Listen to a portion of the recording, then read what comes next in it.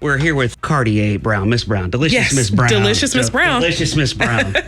And you've got a brand new cooking show coming up on Food Network. Mm-hmm. You're from Charleston, which is great. Absolutely. How does somebody from Charleston have the opportunity to get a cooking show like this? Did you pursue it, or did they pursue you? Or Well, I originally started off, I have a background in social work. I went to school for psychology in Atlanta at Oglethorpe University, started there, worked in social work for about 6 or 7 years. I moved to New Jersey to finish my master's degree. Okay. I was dating a guy at the time, cooked for him a lot. And so one day I'm cooking in the kitchen and I look over and he's filming me. I don't know why, but I didn't pay attention. I was like, maybe it's for social media or something.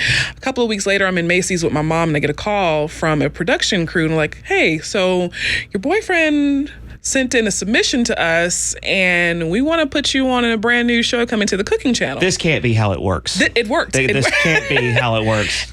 You're lying, Kardea. I promise you, this is how it happened. I get a call and it's like out of hundreds of submissions. Let me ask you this. Yeah. Were you talking to the camera like you were hosting a show? No, I was actually a guest. I'm just cooking as a guest on someone else's show. I'm a guest on their show. The show. No. I mean, when your boyfriend was filming when it's you. filming, I'm just cooking. I'm cooking and talking to him like as if we were just having fun in the kitchen. And they loved, I guess, my personality and what I was cooking. Whatever was in that pot was looking good. Yeah.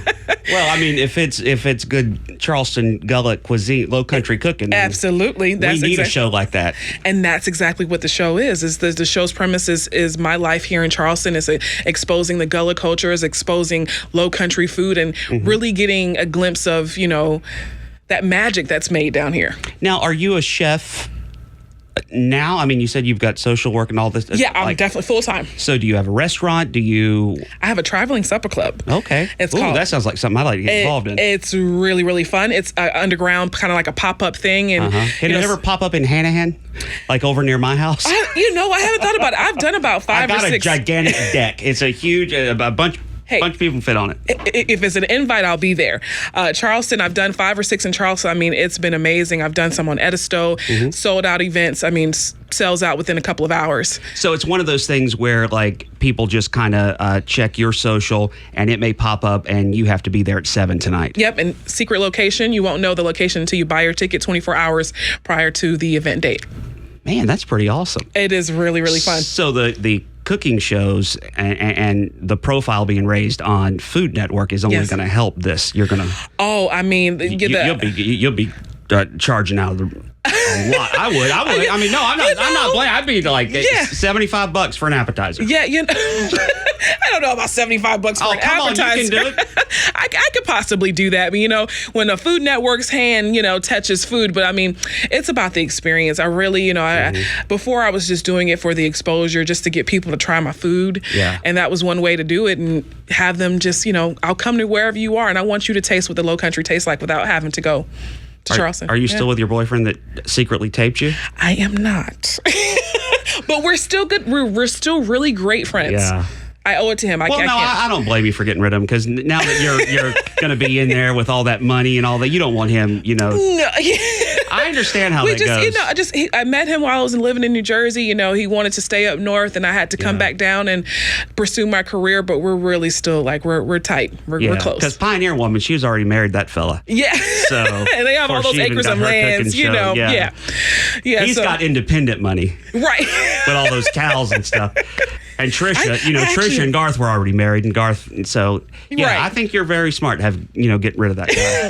Didn't really, but just put him to the side. Plus, he was taping you secretly. That's all weird, anyway. Yeah. Very weird, but hey, it got my career started. That's right. Yeah, I gotta thank him for that. What were you cooking? I believe at the time I made macaroni and cheese. Oh yeah, definitely. And I think that's what did it. And I actually made that on the show. I made macaroni and cheese, and it was a show about taking your heavy Southern food and making it lean. And you didn't though, did you? No. Oh, I did not make my macaroni and cheese. Ruined it. Someone else ruined it. They made it with the cauliflower and all this stuff. Yeah. It's like, listen, it's macaroni and cheese. If you want to go lean, just don't eat it at all. That's right. Yeah. Or eat less. Right. And that's my motto. I'm learning that now, being around food 24/7. I just gotta scale back a little bit. I backed down to just one tray. of macaroni and cheese. Wow. Not one scoop, but one tray. Yeah, no, just one tray. Just one whole pan of it. Oh, yeah, that's my favorite. I don't blame you. So with your macaroni and cheese, I'm going to have to go watch this here in a second. Is it the Southern baked or is absolutely. So it's not the ones that they make sometimes. Stovetop mess. Mm-mm. No, I don't do that. Man, that bothers me when they just have that on top of the stove and think they can mix it together. Doesn't that just drive you crazy? It drives me insane. Every time I make macaroni and cheese, I'm telling you, I'm making the Southern kind. That's the only way that I know. Yeah. I'm not making anything on top of the stove unless I'm going to transfer it in the oven. It has to be baked off. And then all those people really think that they're authorities on macaroni and cheese, and they ain't cracked the first egg in it to make that thing souffle or nothing. And I'm like, well, how is it going to stick together? Yeah, well, it doesn't need to. It needs to be cheesy. No. Yeah, no, you need to. I would, if I were you now, I wouldn't even go to the network. I said, look, if they do this, I don't even want to be on your channel. Just take me off. Just take me off if you're going to be doing subpar macaroni and cheese.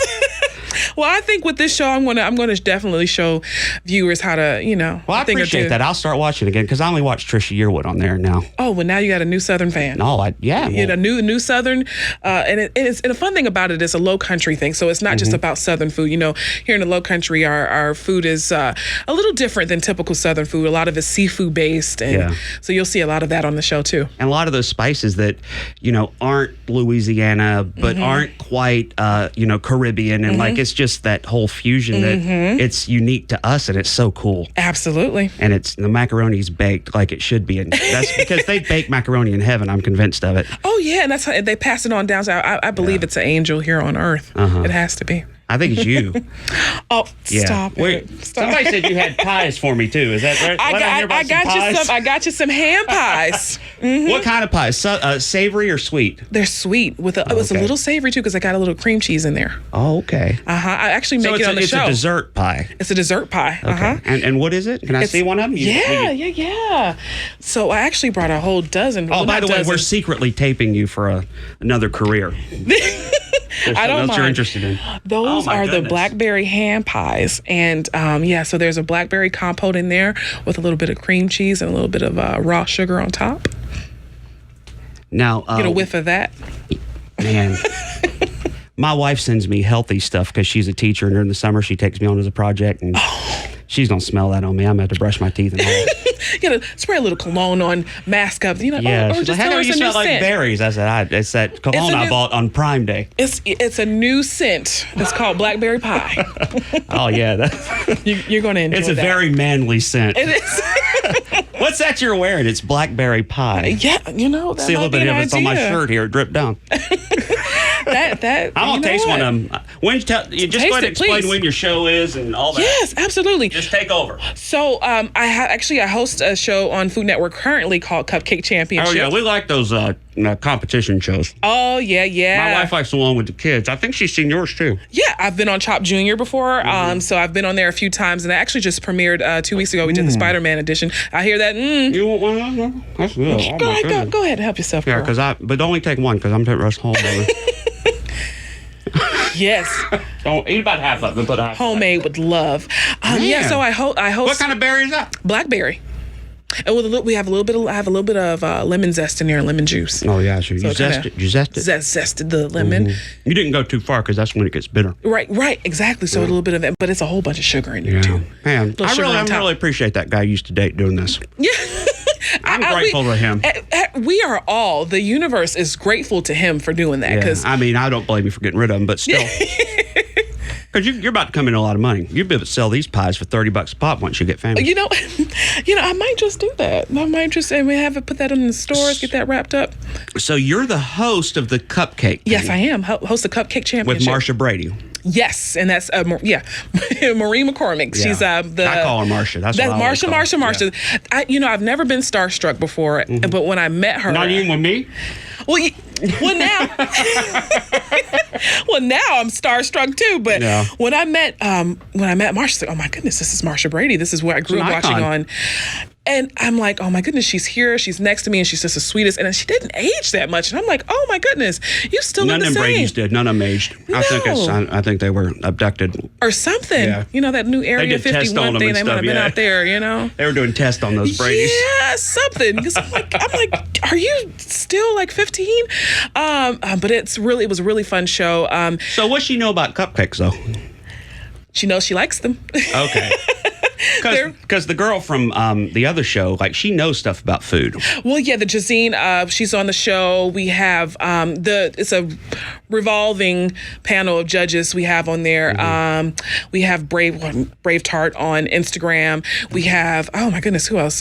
Jerome Campbell. He's known for his gigantic life-size gingerbread cookie. Careful. What now? He makes a life-size gingerbread house for Christmas. All right, cool. Yeah, and so... Woo, that one went left. Yeah. And so, yeah, the show is really cool. We have 2 challenges. The first challenge is the designer challenge, and the second challenge is the imagination challenge. And that's where they really show, like, I'd never thought that cupcakes could look like that ever in life. It's crazy.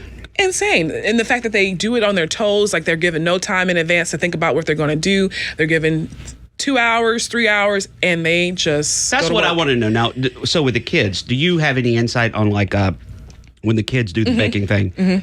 Those kids already know all that, or are people helping them? No help. You put together a pat or shoe. I didn't know what that was. I thought. Yeah, no, these kids, I'm surprised. At 10 and 11, I was, running around and scraping my knees and, hanging out and being outside. These kids know how to bake. They know how to cook. It's crazy. They are, we call them junior chefs. Man, that's it. Yeah. Because my wife loves the kids baking championship thing. And then, but we really do watch all of those. Like, is this going to be something that you carry on? So you'll do like a Halloween version, and then a Christmas version, and then an Amazon Prime Day version, and like all of those different Amazon versions. Prime, they got me. Hopefully with Cupcake Championship, we'll do some holiday versions. They do have like the holiday baking and spring baking championship. So we're looking to do, some different spins on it, kind of